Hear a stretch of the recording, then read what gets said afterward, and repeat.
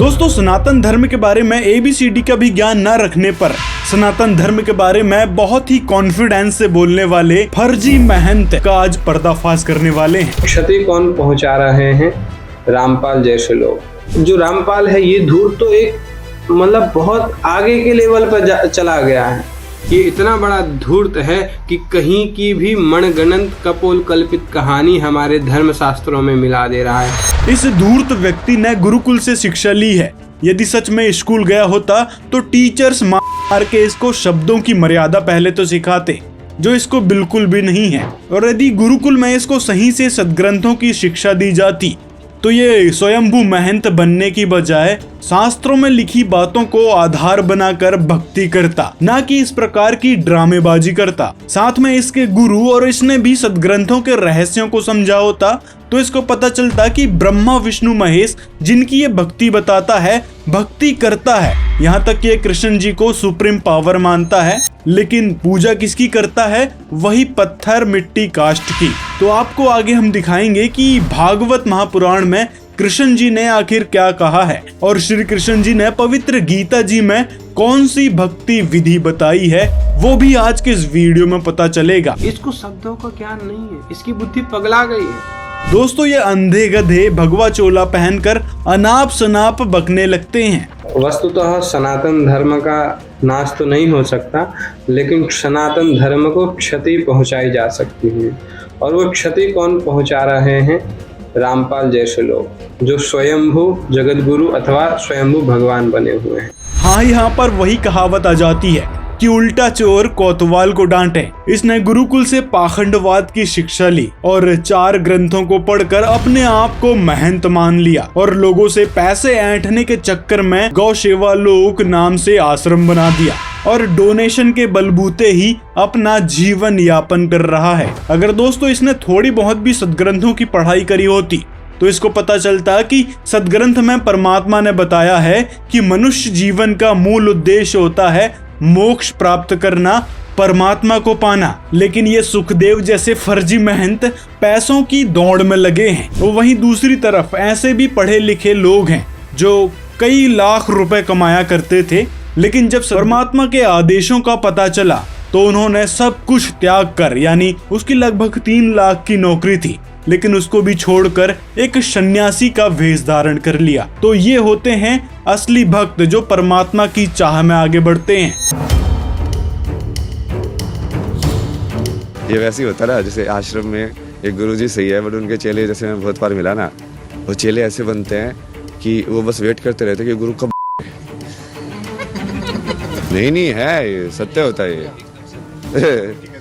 हाँ, गद्दी कब हासिल करे उनको सत्य से कोई मतलब नहीं होता है। लेकिन ये सुखदेव जैसे फर्जी महंत पैसों के भूख के लिए गुरुकुल गए, वहां से थोड़ी बहुत शिक्षा ली और अब स्वयंभू महंत बन बैठे। लेकिन इस भाई ने जो भी भक्ति का मार्ग चुना है वह शास्त्र विरुद्ध है, क्योंकि इसके बारे में ना तो पवित्र गीता जी में लिखा है ना ही वेदों में, और ये ही हमारे लिए सर्वमाननीय होना चाहिए। इन सद्ग्रंथों में कहीं भी नहीं लिखा है कि घर छोड़कर चारों तरफ घूमो, इधर किधर भटको, वो भी परमात्मा को पाने के लिए, जबकि परमात्मा को पाने की वास्तविक विधि इन्हीं सद्ग्रंथों में बताई गई है, जो आज के समय में तत्वदर्शी संत बताएंगे, जिसके बारे में गीता अध्याय 4 श्लोक 34 में बताया गया है। यहाँ पर कहा है कि उस ज्ञान को तू तत्वदर्शी ज्ञानियों के पास जाकर समझ, उनको भली भांति दंडवत प्रणाम करने से, उनकी सेवा करने से और कपट छोड़कर सरलता पूर्वक प्रश्न करने से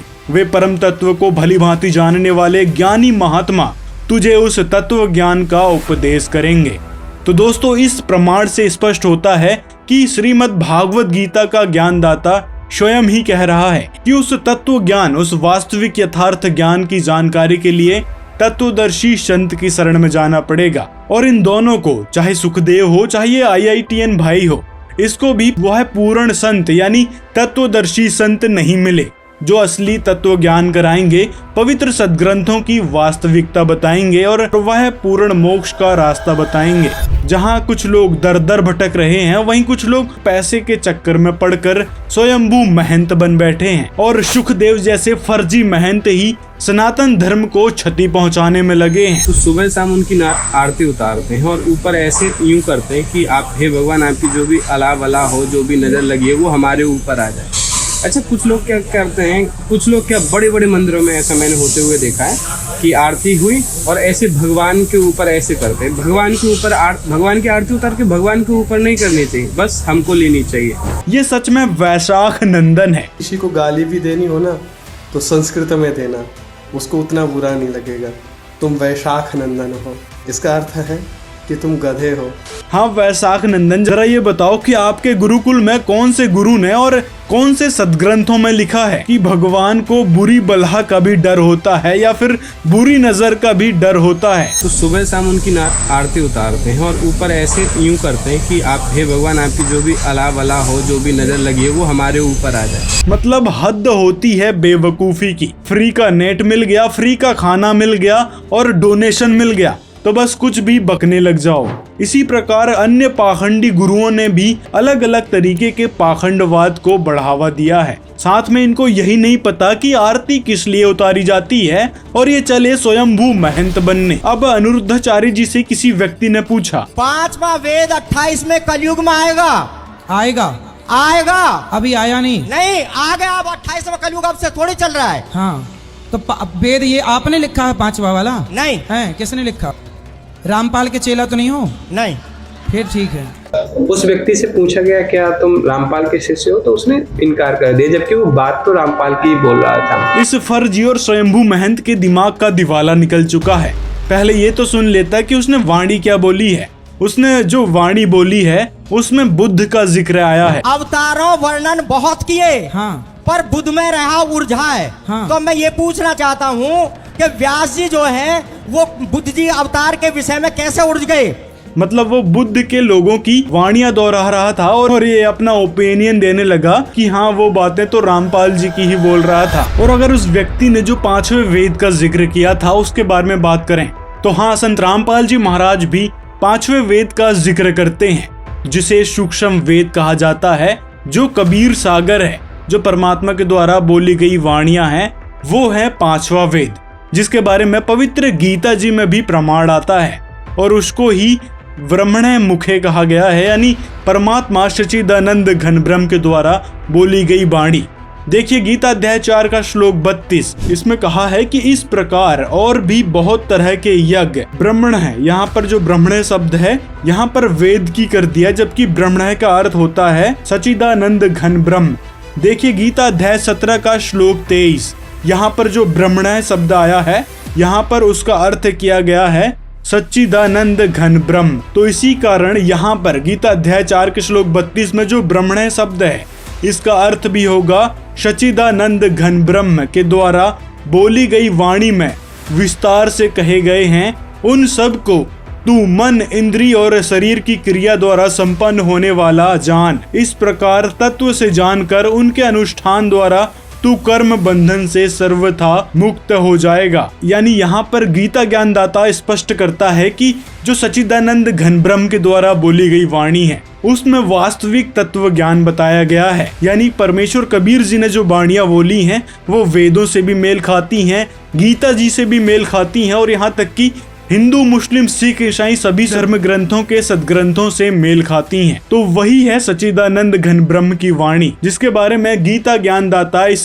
श्लोक में जिक्र कर रहे हैं। और इसीलिए 5वां वेद सूक्ष्म वेद कहा गया है, जो सच्चिदानंद घन ब्रह्म की वाणी बताई गई है। तो इन सारे गीता जी के गूढ़ रहस्यों को संत रामपाल जी ही डिकोड कर पाए हैं। क्या आपके गुरुकुल में ये सारी शिक्षा दी गई थी? नहीं दी गई होगी और ना ही आपको इन चीजों का ज्ञान होगा, क्योंकि तत्वदर्शी संत विश्व में केवल एकमात्र ही हैं। वो हैं संत रामपाल जी महाराज, जिन्होंने यथार्थ ज्ञान करवाया है पवित्र सदग्रंथों का। और उन्होंने बोला भी कि ऐसे तो मैं भी कुछ भी बोल सकता हूँ, तो वो प्रमाण नहीं माना जाएगा ना। तस्मात् शास्त्रम प्रमाणम ते कार्य कार्य व्यवस्थित हो। अध्यात्म जगत की जो बात है तो उसमें प्रमाण क्या माना जाता है? मेरा कहा, अन्य किसी व्यक्ति का कहा नहीं माना जाता है। जो शास्त्र में लिखा है, जो शास्त्र में वर्णित है, वो प्रमाण माना जाता है। परंपरानुगत चले आ रहे हैं, जो हजारों हजारों करोड़ों करोड़ों लाखों अरबों वर्षों से चले आ रहे हैं, उन शास्त्रों को मान्यता दी जाती है। अब ये रामपाल कोई ज्ञान गंगा और ये सब तमाम तरह की बुकें लिख दे और कल को कहें कि ये शास्त्र हैं, तो वो शास्त्र नहीं है। जो परंपरानुगत और हजारों करोड़ों वर्षों से चले आ रहे हैं, वो शास्त्र मान्य होते हैं। हाँ, तो चलिए इन्हीं के परंपरागत और हजारों वर्ष से चले आ रहे सदग्रंथों से ही प्रमाण दिखाते हैं कि ये लोग किस प्रकार की भक्ति कर रहे हैं। यहाँ तक कि इनके गुरु जो भक्ति कर रहे हैं और लोगों से करवा रहे हैं, उनके बारे में क्या कहा गया है हमारे परंपरागत और हजारों वर्ष से चले आ रहे सदग्रंथों में। पहले तो आपको दिखाते हैं ब्रह्मा विष्णु महेश के बारे में, जो इस फर्जी महंत के गुरुकुल और इनके गुरुदेव ने, यहाँ तक कि सभी धर्म गुरुओं ने बोल रखा है कि ब्रह्मा विष्णु महेश अविनाशी हैं, अजर व अमर है, इनकी जन्म मृत्यु नहीं होती।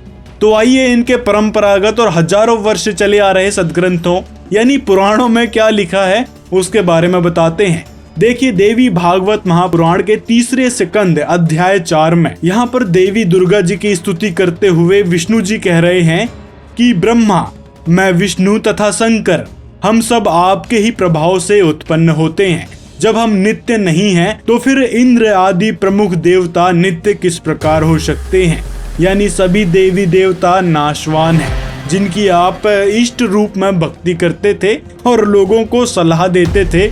आगे और दिखाते हैं देवी भागवत महापुराण अध्याय 31 में। देखिए, यहाँ पर बताया गया है कि ब्रह्मा जी के एक दिन में 1000 चतुर्युग समाप्त हो जाते हैं और इतनी ही अवधि में 14 इंद्रों का स्वर्ग से पतन हो चुकता है। इसी प्रकार ब्रह्मा जी के जीवन काल का दुगना समय बीतने पर विष्णु जी का अंत हो जाता है तथा इतने ही दूने समय के पश्चात शंकर जी भी समाप्त हो जाते हैं। और हजारों वर्ष से चली आ रही पुराणों की ये सच्चाई संत रामपाल जी महाराज ने सबके समक्ष रखी है, उसी सूक्ष्म वेद से निकालकर, जिसमें कबीर साहिब जी ने स्वयं ही कहा है कि 3 पुत्र अष्टंगी जाए, ब्रह्मा विष्णु शिव नाम धराए, और 3 देव की जो करते भक्ति, उनकी को देना हो वह मुक्ति। गुण तीनों की भक्ति में ये भूल पड़ो संसारे, कहे कबीर निज नाम बिना कैसे उतरो पार।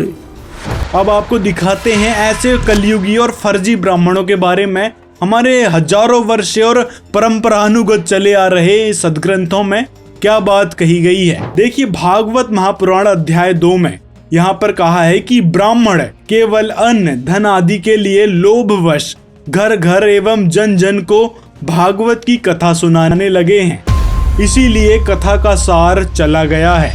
अब जो भी ये ब्राह्मण कथा सुनाने में लगे पड़े हैं, उनके लिए सीधा कटाक्ष है श्रीमद् भागवत सुधा सागर का यह प्रमाण। इसी प्रकार आगे इसी भागवत महापुराण में कृष्ण जी स्वयं ही कह रहे हैं कि केवल मिट्टी या पत्थर की प्रतिमाएं ही देवता नहीं होती, संत पुरुष ही वास्तव में तीर्थ है और देवता हैं। और वह संत महापुरुष कौन है, उसके बारे में गीता जी में बताया गया है। गीता अध्याय 4 के श्लोक 34 में वह हैं तत्वदर्शी संत, जो उस परमात्मा का तत्व ज्ञान करवाएंगे, उस परमेश्वर की यथार्थ जानकारी और उसको पाने की विधि बताएंगे। आगे इसी भागवत महापुराण में कृष्ण जी ने और कहा है कि अग्नि सूर्य चंद्रमा तारे पृथ्वी जल आकाश वायु वाणी और मन के अधिष्ठात्र देवता उपासना करने पर भी पाप का पूरा नाश नहीं कर सकते। यानी इन देवताओं की जो इष्ट रूप में पूजा करता है, उनका पाप नाश नहीं होगा। उनके जो कर्मों में पाप लिखे हुए हैं, जो दुख आने वाले हैं, उनको भोगना ही पड़ेगा। अब इन सारे देवताओं की पूजा कोई न कोई त्योहार में लोग करते ही हैं, तो यहाँ पर भी कृष्ण जी मना कर रहे हैं। आगे देखिए, इसमें कहा है कि मिट्टी पत्थर काष्ठ आदि पार्थिव विकारों को ही इष्ट मानता है तथा जो केवल जल को ही तीर्थ समझता है, ज्ञानी महापुरुष को नहीं, वह मनुष्य होने पर भी पशुओं में भी नीच और गधा ही है। तो यहाँ से दोस्तों आप समझ सकते हैं, जो मूर्ति पूजा करते हैं, मिट्टी की प्रतिमाएं बना लेते हैं, पत्थर की प्रतिमाओं की पूजा करते हैं इष्ट मानकर। यहाँ तक कि यहाँ पे कहा है जो जल को ही तीर्थ समझता है, यानी तीर्थ समझकर जो महाकुंभ नहाने जा रहे हैं उनके बारे में भी यहाँ कृष्ण जी ने कहा है। साथ में यहाँ पर फिर प्रमाण मिलता है उस महापुरुष का जिसे तत्वदर्शी संत कहा गया है। अब हजारों वर्ष चली आ रही रामचरितमानस को भी देखते हैं कि उसमें क्या कहा गया है इन ब्राह्मणों के बारे में, इन पंडितों के बारे में। यहाँ रामचरितमानस के उत्तरकांड में लिखा है कि कलयुग में न वर्ण धर्म रहता है, न चारों आश्रम रहते हैं, सब पुरुष स्त्री वेद के विरुद्ध में लगे रहते हैं। ब्राह्मण वेदों के बेचने वाले और राजा प्रजा को खा डालने वाले होते हैं। आगे कहा है कि वेद की आज्ञा कोई नहीं मानता, जिसको जो अच्छा लग जाए वही मार्ग है, जो डींग मारता है वही पंडित है। और डींग मारने वाला कौन है? तो ये सुखदेव जैसे फर्जी महंत और इनके गुरु जो गुरुकुल में इसको सीख देते रहे होंगे, और इसके जो आराध्य जो भी गुरु हैं वो भी इसी प्रकार डींग मारते हैं। उनको सदग्रंथों का ABCD नहीं पता। अब आपको इन नकली ब्राह्मणों के बारे में कुछ और प्रमाण दिखा देते हैं जो संत रामपाल जी महाराज ने हमारे समक्ष रखा है। देखिए देवी भागवत महापुराण में देवी दुर्गा जी क्या कह रही हैं। हे राजन, उन प्राचीन युगों में जो राक्षस समझे जाते थे वे कली यानी कलयुग में ब्राह्मण माने जाते हैं, क्योंकि अब के ब्राह्मण प्रायः पाखंड करने में तत्पर रहते हैं। दूसरों को ठगना, झूठ बोलना और वैदिक धर्म कर्म से अलग रहना कलयुगी ब्राह्मणों का स्वाभाविक गुण बन चुका है। वे कभी वेद नहीं पढ़ते। तो दोस्तों यहाँ पर एक बात क्लियर कर देते हैं कि सदग्रंथों में ये जो सारी बातें कही गई हैं ब्राह्मणों के विषय में, तो ये सभी ब्राह्मणों के बारे में नहीं कही गई हैं। ये वो ब्राह्मण हैं जो धर्म के नाम पर लोगों को ठगते हैं और अपना मनमाना ज्ञान बताते हैं। न तो वेद पढ़ते हैं, न सदग्रंथों को खोल कर देखते हैं कि सदग्रंथों में लिखा क्या है, बस अपना मनमाना ज्ञान बताते हैं। जैसे ये सुखदेव और इनके जितने भी ये गुरु बन बैठे हैं, इनके जैसे ही जो ढेरों ब्राह्मण ज्ञान बगाड़ते हैं उनके लिए कही गई है ये सारी बातें, ना कि ब्राह्मण समाज के लिए। ये ना बेपैनी के लोटे हैं, मतलब बेपैनी के लोटे हैं। हाँ, मतलब हम भगवत गीता मानेंगे, लेकिन भगवत गीता कहाँ तक मानेंगे? बोले जहाँ तक भगवत गीता हमारे मन के अनुसार चलेगी तो हम भगवत गीता मानेंगे। महापुरुष झूठ बोलते हैं क्या? नहीं बोलते हैं ना। तो भगवान श्री कृष्ण ने गीता में कहा है, मत्तः परतरम नान्यत् किंचिदस्ति धनंजय, मुझसे ऊपर कोई नहीं है, अहम ही सर्व यज्ञानाम भोक्ता च प्रभुरेव च। दोस्तों इसने जो श्लोक बोला है वह गीता अध्याय 7 का श्लोक 7 है, जहाँ पर गीता ज्ञानदाता अपनी शक्तियों का वर्णन कर रहा है। अब आपको दिखाते हैं इसी अध्याय 7 का श्लोक 11 से 15। वहाँ पर क्या कहा है गीता ज्ञानदाता ने, थोड़ा समझते हैं जो संत रामपाल जी महाराज जी ने स्वयं ही बताया है। देखिए गीता अध्याय 7 का श्लोक 11। यहाँ पर गीता ज्ञानदाता कहता है कि हे भारत श्रेष्ठ, मैं बलवानों का आसक्ति और काम वासनाओं से रहित बल और सामर्थ्य हूँ, और सब भूतों में धर्म के अनुकूल और शास्त्रों के अनुकूल काम हूँ। अब देखिए 12 में यहाँ पर कहा है कि और भी जो सतगुण से उत्पन्न होने वाले भाव हैं, जो रजगुण से तथा तमगुण से उत्पन्न होने वाले भाव हैं, यानी यहाँ पर रजगुण ब्रह्मा, सदगुण विष्णु और तमगुण शिव जी की बात कही गई है, उनसे उत्पन्न होने वाले भाव हैं, उन सब को मुझसे ही होने वाले हैं ऐसा जान, परंतु उनमें मैं नहीं और वे मुझ में नहीं है। यानी इस श्लोक से एक बात सिद्ध होती है कि ये जो ब्रह्मा विष्णु महेश है, इनसे अलग यह कोई और परमात्मा है। और वे मतलब में पता नहीं हर जगह काल घुसेड़ने की कोशिश करता रहता है ये। इसी कारण कहा है कि वे मुझ में नहीं है। अब आगे 13वां श्लोक देखिए, इन गुणों के कार्य स्वरूप सात्विक, राजस और तामस, इन तीनों प्रकार के भावों से यह सारा संसार प्राणी समुदाय मोहित हो रहा है। इसीलिए इन तीनों गुणों से परे मुझ अविनाशी को नहीं जानता।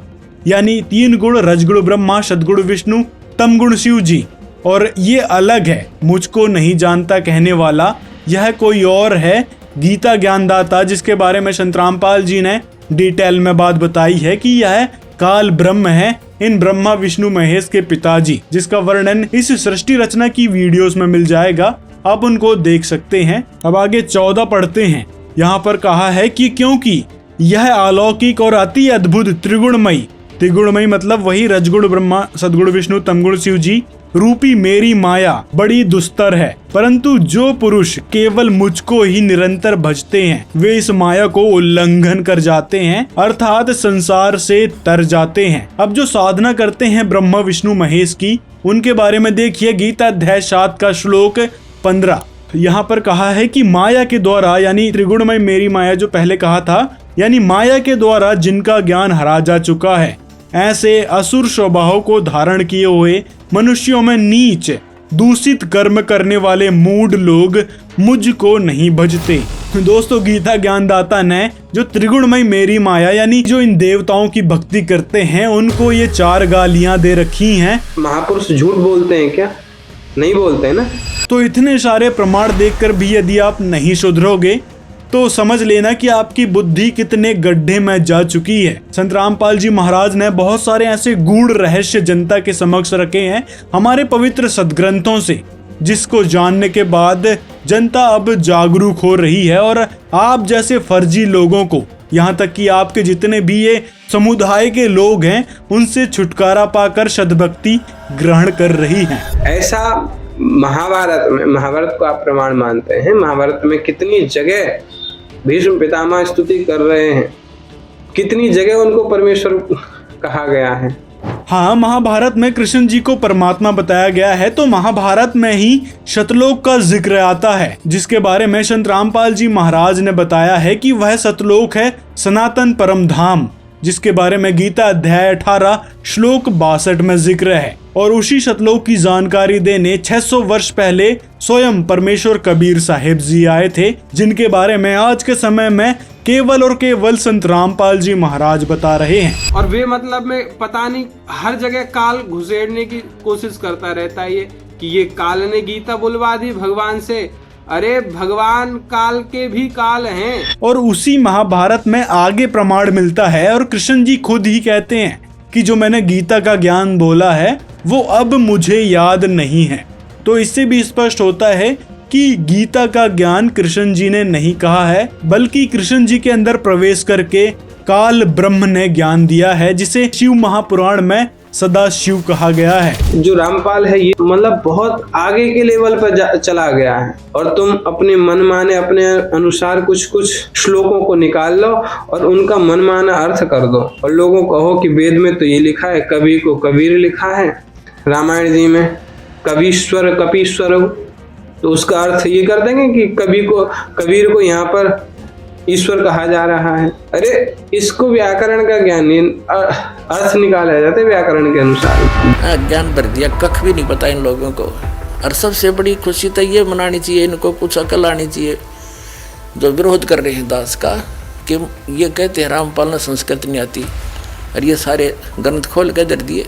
तो यही दिमाग से काम ले लो, हु इज रामपाल।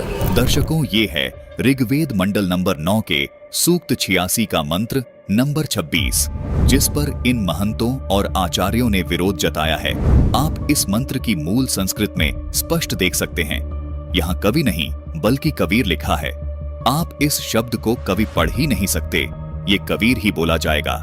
यदि इसको ऐसे विसर्ग के साथ भी लिखा जाएगा तो भी ये कबीर पढ़ा जाएगा, क्योंकि मूल संस्कृत में कवि नहीं लिखा, कबीर लिखा है। दर्शकों, संत रामपाल जी महाराज ने अथर्व वेदकांड नंबर 4 अनुवाक नंबर 1 के मंत्र नंबर 7 में लिखे कबीर देव को, तथा ऋग्वेद मंडल नंबर 9 के सूक्त नंबर 20 के मंत्र नंबर 1 में लिखे कबीर देव को कबीर परमात्मा क्यों कहा है, आइए आपको एक और प्रमाण के माध्यम से समझाते हैं। दर्शकों, जिस प्रकार तुलसीदास जी ने रामचरितमानस की इस चौपाई में वेद को वेद बोला है, यानी अपनी स्थानीय भाषा में तुलसीदास जी वह शब्द को ब बोलते थे, इसलिए तुलसीदास जी वेद को वेद बोलते थे, वैसे ही संत रामपाल जी महाराज कबीर को कबीर बोलते हैं। अब रही बात कबीर को परमात्मा क्यों कहते हैं, इसके लिए आर्य समाज द्वारा अनुवादित वेदों के इस अग्नि शब्द के अर्थ पर गौर फरमाइएगा, जिसमें अग्नि शब्द का अर्थ परमात्मा है। ये देखिए वेदों में कितनी जगह पर अग्नि का अर्थ परमात्मा लिखा है। अब सामवेद के इस मंत्र पर भी नजर डालिएगा, जिसमें कबीरग्नि शब्द लिखा है, जिसका सीधा सा अर्थ है कबीर यानी कबीर तथा अग्नि यानी परमात्मा। कबीर अग्नि का अर्थ हुआ कबीर परमात्मा। जिसको संत रामपाल जी महाराज कबीर परमात्मा बोलते हैं।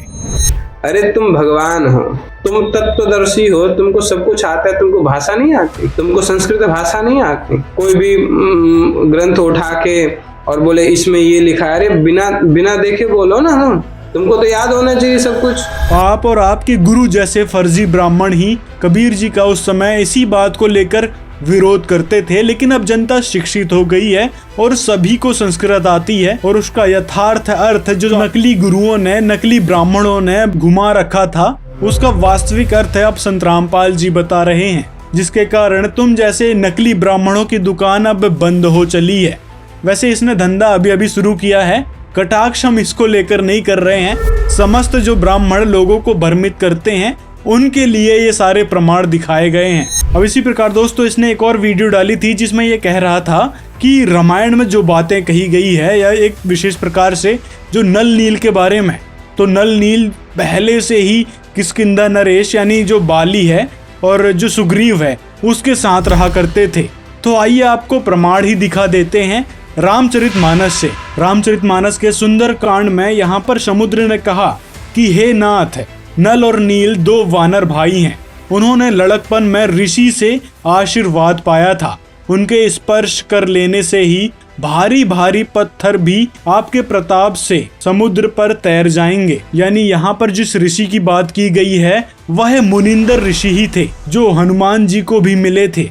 तो उन्हीं मुनिंदर ऋषि की कथा के बारे में संत रामपाल जी ने बताया था, जिसमें ये बकासुर लोगों को दिग्भ्रमित करता था कि ऐसी कोई कथा ही नहीं है, मुनिंदर ऋषि नाम के कोई ऋषि एग्जिस्ट ही नहीं करते थे। ठीक है, ये किस प्रकार से जोड़ रहा है कि मुनिंद्र जी कोई थे और ये तुमने सुनी होगी। तो यहाँ पर ऋषि शब्द आया है तो ये उन्हीं मुनिंदर ऋषि के बारे में है।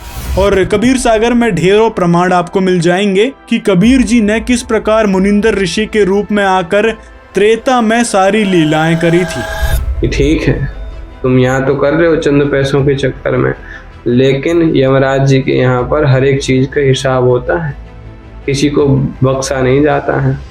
हाँ, हिसाब तो होगा बेटा, और सबका हिसाब होगा। और तुमसे भी पूछा जाएगा किसने आदेश दिया तुमको भगवा कपड़े पहनकर धर्म के नाम पर भीख मांगने का, और साथ में पूछा जाएगा कि किसने आदेश दिया तुमको शास्त्र विरुद्ध भक्ति का, क्योंकि देवी देवताओं की भक्ति के बारे में गीता में स्पष्ट मना किया गया है और वेदों में भी कहीं भी देवी देवताओं की भक्ति का जिक्र नहीं है। यहाँ तक कि पुराणों में तक कृष्ण जी ने पत्थर काष्ठ की पूजा करने वालों को मनुष्यों में नीच और गधा ही बोला है। इसी प्रकार उस मनमाने आचरण के बारे में गीता अध्याय 16 श्लोक 23 में बताया गया है कि जो शास्त्र विरुद्ध भक्ति करते हैं उनकी ना तो गति होती है और ना ही मोक्ष होता है। तो परमात्मा के आदेश के बिना ये सब ड्रामेबाजी जो आप लोग और आपके जितने भी समुदाय के गुरु बन बैठे हैं वो लोग कर रहे हैं, वो शास्त्र विरुद्ध आचरण है।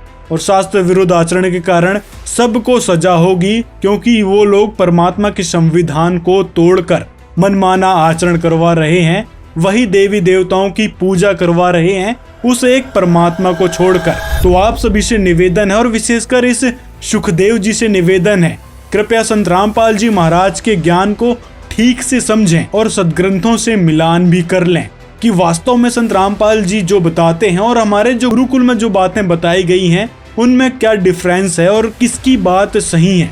इसका निर्णय आप स्वयं करें अपने सदग्रंथों के हिसाब से। और संत रामपाल जी महाराज के बारे में यदि बताएं तो संत रामपाल जी महाराज जी एकमात्र ऐसे संत हैं जो सत्य के लिए और भक्त समुदाय के लिए संघर्ष कर रहे हैं। तो दोस्तों ये थी सच्चाई हमारे सदग्रंथों की और नकली ब्राह्मणों की। तो वीडियो कैसा लगा आपको हमें कमेंट में जरूर बताएं और इस वीडियो को ज्यादा से ज्यादा अपने मित्रों तक शेयर करें ताकि वो लोग भी समझ पाएं कि हमारे सदग्रंथों में आखिर लिखा क्या था और हमारे ये ब्राह्मण हमारे जो गुरु हैं वो बताया क्या करते थे। तो ऐसे ही और वीडियोस देखने के लिए हमारे इस चैनल को सब्सक्राइब कर लें। मिलते हैं अगले वीडियो में।